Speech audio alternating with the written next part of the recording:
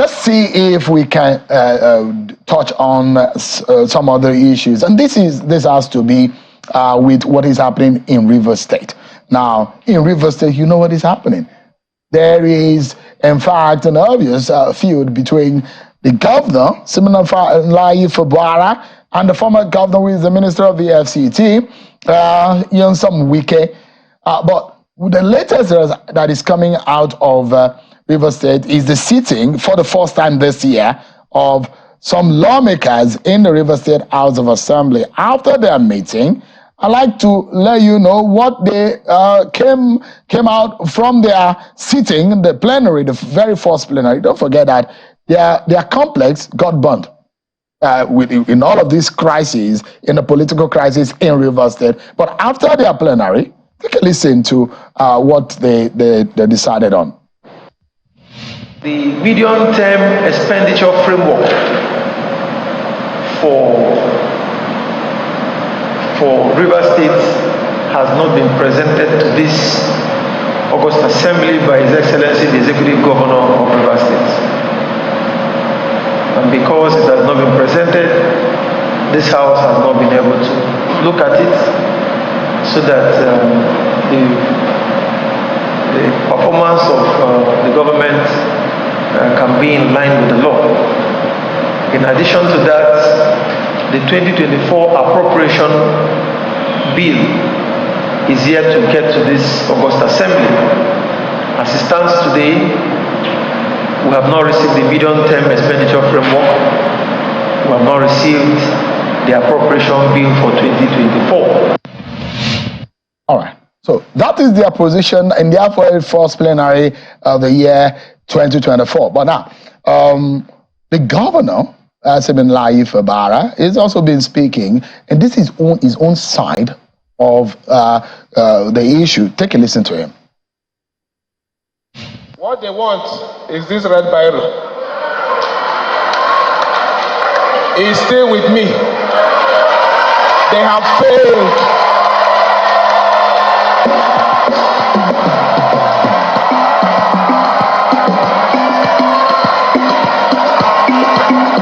You are the winner. We are the winner. Because we are still signing the red biro. And so long as we are signing the red biro, development will continue in Rivers State. Is it a battle of red biro? Well, let's get some response from the FCT minister, Nyesom Wike. Take a listen to him. Forget about these hungry noisemakers on the road. When the time comes, we'll know who is in charge or who is not in charge.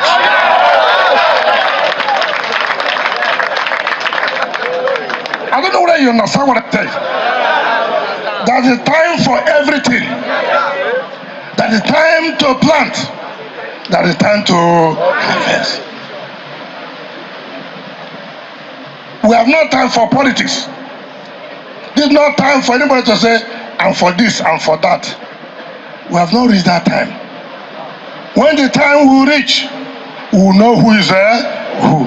If he didn't dare, he didn't dare. All right, now, so let's get to understand what is happening. One of the persons, of course, who is in the thick and thing of all of this is also someone who ran against Simonalayi Fubara on the platform of the SDP. Is a former senator, a chieftain of the APC, led the APC, but now he says he's back to the APC. We'll be hearing from Senator Magnus, who joins us live here in our Abuja studio. Thank you so much, Senator, for joining us. Thank you. So you are back home? Yes, I'm going back to the APC. You are going or you have gone back? I'm going, I'm going there. Okay. You have not been received? No, I've not been received. Your very good brother, Rotimi Amechi, will be those ones who will receive you, isn't it? I can't speak for Rotimi Amechi, but the way it goes at my level is that I have to meet with the national chairman and we'll take it from there. So you have you have announced your intention of returning to the APC? I am returning to the APC. Okay. That's a fact. When are you doing that? When exactly? Which day? Are you making it official? I'm working on it. Okay. Is this because of President Tinubu? There are basically three reasons why I'm going back to the APC. The first, of course, is that everybody in this country knows my role in the formation of the party. The second, and I think even more important, is that there are people who followed me in the course of my journey, who were members of the APC. I've always been members of the APC. And a lot of them did not actually resign their membership of the party. But because they were with me, they are ostracized from the party, they are left out of everything in the party. And the reasons why we had the challenges we had in the party no longer exist at this time. So there's really no reason for me, just because I'm not there, to deprive them of their own future and their own opportunities within the system. Equally important is the fact that, as you well know, Shehu, I was one of the first people who came out in this country in support of President Tinubu's desire to be president of Nigeria. And I remember that me and you had many encounters on that topic. And I assured you that Tinubu would not only be president, but that he will be able to fix the challenges facing this country. Even when a lot of people believe that you were an anti-party, you're playing an anti-party because you are in another political party, yes, supporting another political party presidential candidate. I did that with the understanding of the SDP leadership at that time. But now those conditions may no longer be rife. It is no longer possible for me to continue to support the president in the SDP. The SDP may not take it now the way they took it at that time. So it is just better that I go back to lend my full support to the work that I know that the president can do. So you basically use the SDP as a vehicle. You just wanted to use the platform, not as though your heart is in the SDP. I think that was understood even by the SDP at that time. But you see, political parties are essentially platforms in this country. And my decision to go to the SDP to actualize our desire to participate in that election was based on what was happening within the APC in Rivers State at that time. Those conditions have changed, they no longer exist, and there's really no need for us to stay out of the party at this time. So we want to come into the party, we want to be able to work with others to give our full support to the president's agenda, and I also want to be in a position to lead all those who were with me back home so that we can help to bring a lot of this to an end, because those conditions actually no longer exist. And the most important, Shehu, this is a new year. New thoughts, we're all older, we're more mature, circumstances have changed, and I believe that as an experienced politician, there are things you need to do at this time to show that you understand the times. And one of those things for me is to go back to the ruling party where I came and where I have obviously invested so much. So that's where we are. There are a lot of water under the bridge. For example, there are those who will imagine that in Rivers State, there are a lot of agitation. For example, the Okocha-led interim committee leading the APC in Rivers State. There are those who are aggrieved, those who say, look, these people did not work for the APC in the election, and that the process and the leadership or the system in the Rivers APC has been neglected. And there are those who believe that when Senator Magnus returns to the APC, he needs to go and queue, because there are those whom you left behind in the APC, whom you probably will now call your leader in the APC because you left them and you're returning. You may not be the space where you left right in the front seat. You may not be able to get it again. Is that the case? You know, that issue will not be decided here in Channels. It will be decided within the APC. No, because you are speaking to the Nigerian people. Yes, but that issue will not be decided in Channels. Is it fair actually for you to say you go back, and you are coming back and you still want to hold sway like you held before you left the APC? It's not a question of holding sway. I didn't hold sway in the APC before I left.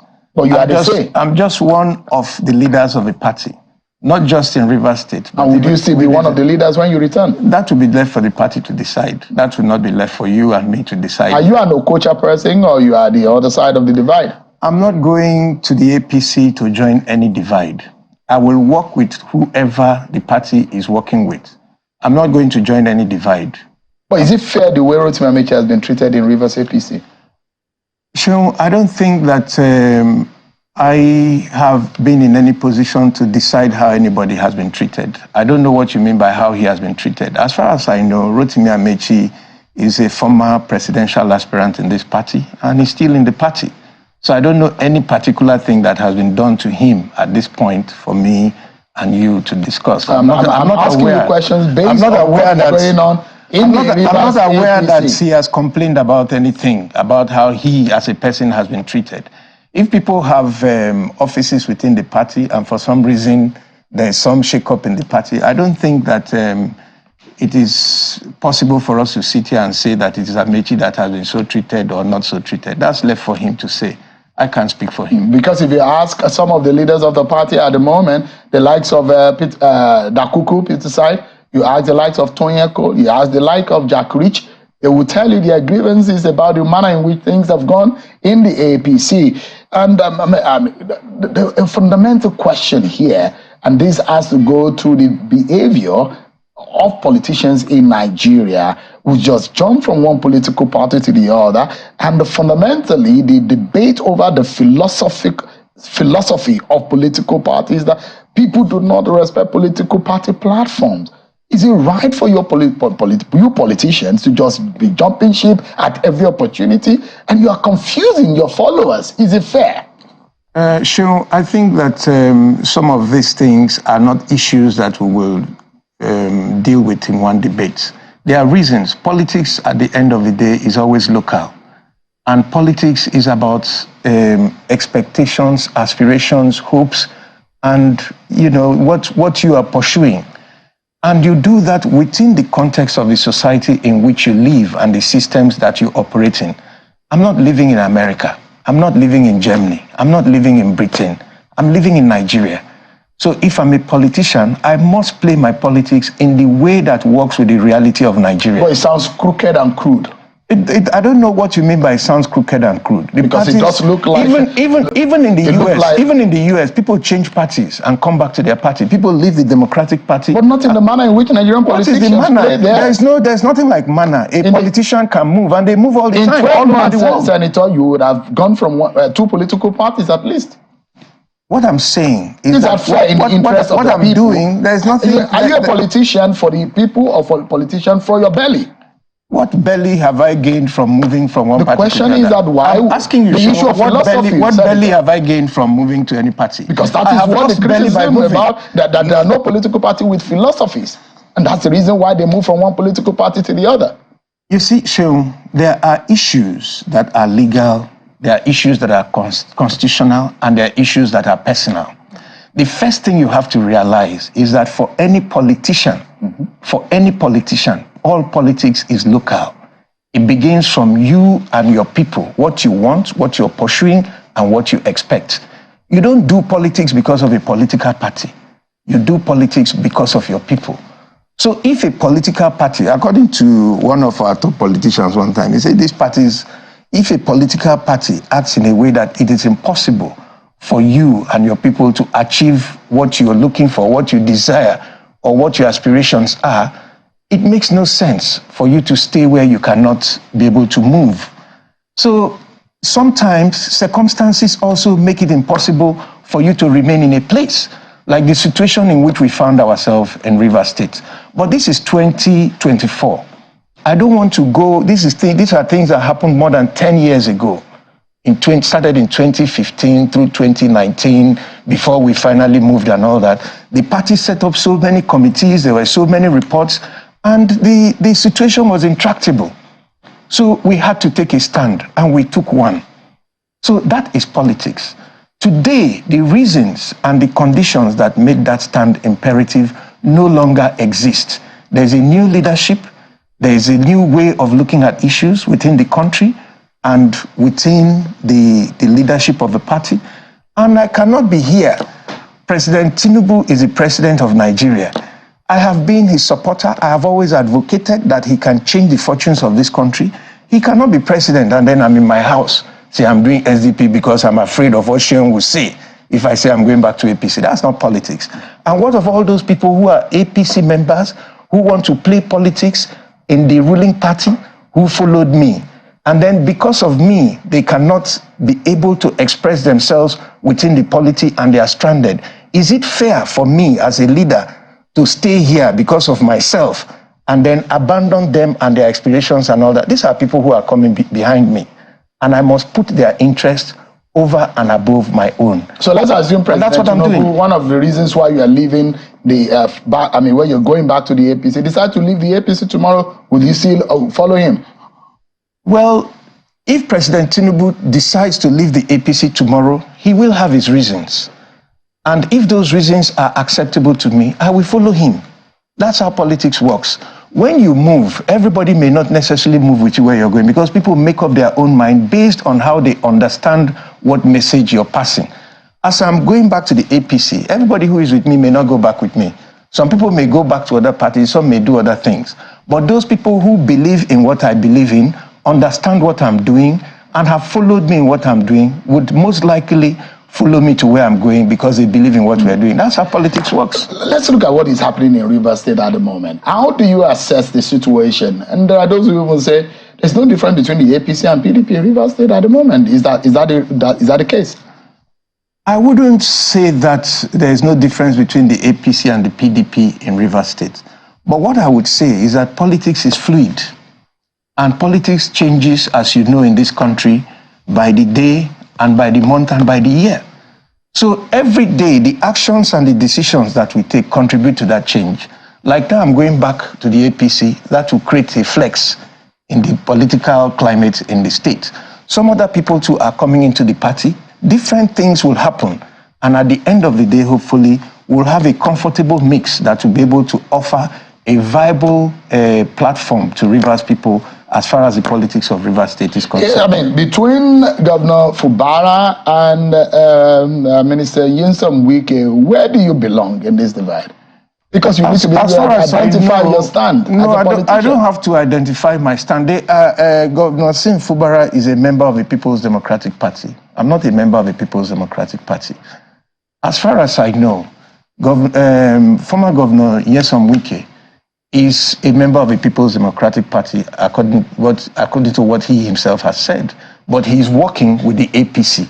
So are you with him in that, because he's working with the APC? You see, Sean, you have to speak realistically. In Nigerian politics, I have played politics against Wike, and I have played politics with him. As a politician, any politician that you ask will tell you that it is better to have those who have capacity to help you achieve your results with you than against you. So if you ask me if it is good for Wike to come to the APC, if I'm going to the APC, I would say yes, because it will help the party. What? And I was actually one of those who promoted the idea of him working with the APC because I knew it to benefit the party. I was one of those who initiated. So you think that Wike should make up his mind and go to the APC? I think the party will welcome him because it is clear that he has capacity and he will add value. So in politics, everything is not about you. It is about the progress of the party. If the APC has Wike and his supporters in the party, it helps the chances of the party in the state, and that's political reality. It may not help me personally, but it will help the party. In this field, what is the danger? And you have you've been in the state cabinet, and you understand the workings of a state government, especially when you have this kind of divide or this kind of war, cold war between the House of Assembly and the state governor. What are the dangers or the landmines before the governor? I really don't see any too much danger. I have to be very honest with you. You know, when I saw you playing the clip you played of the governor was not his response to the House of Assembly. That was what he said in Opobo, as I understand it, when he went home. Yeah. And this one from the Assembly happened today. So you can't bring what on Monday. Yes, you can't bring what he said a week before as a response to what happened just recently. Built a scenario. I know you built, and the scenario is just around the crisis at large. What I'm saying is that as a Rivers man who has watched this crisis closely from the beginning, and I had said from the beginning that I'm not for A and I'm not for B, but I'm for Rivers State. The governor himself has agreed when they had their meeting to certain terms which he himself voluntarily submitted to.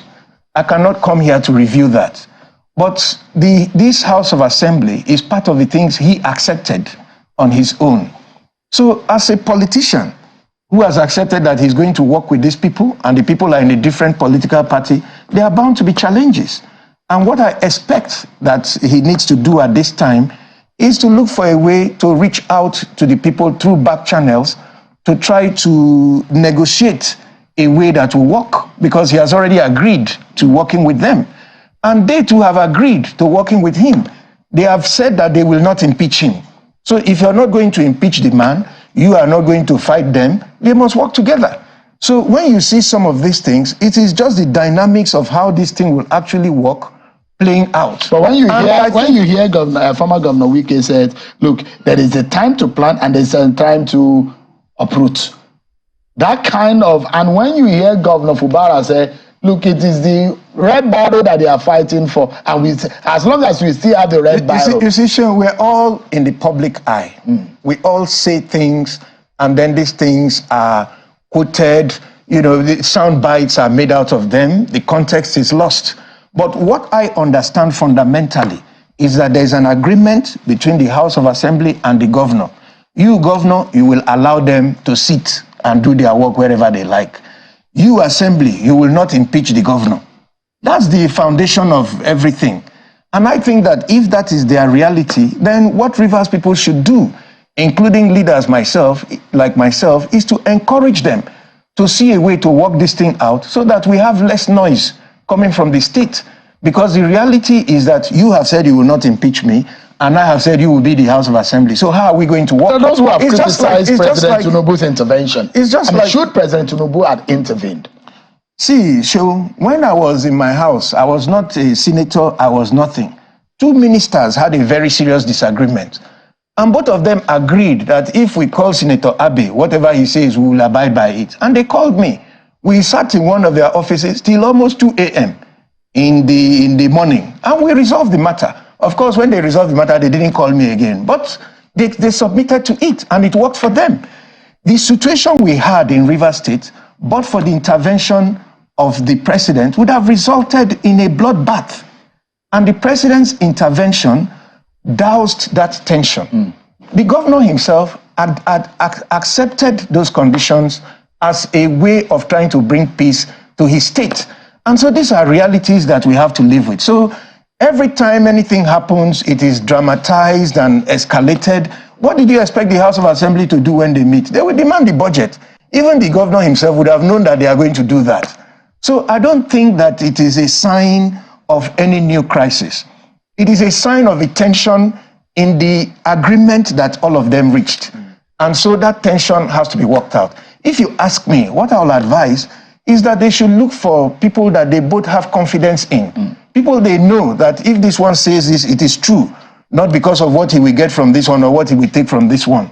People who they know that will have the interest of the state above their individual interest and negotiate a way to be able to move the state forward. I don't think that this is a sign of war or of a collapse of the agreement. No, it's a sign of a healthy legislative, executive rivalry or whatever in a democracy when the people are not in the same party and they have agreed to work together. If you look at even the US, this same thing has been going on between Congress and President Biden, that the American government will shut down, the Republicans refused. But it's not exactly the same thing, because this is a case of a godfather and a godson gone bad.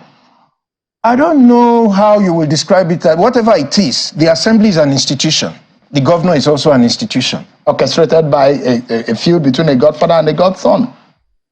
Well, I don't know. It's not a natural feud between two institutions. I have been a member of the House of Assembly. And regardless of what you say, these 27 people are individuals.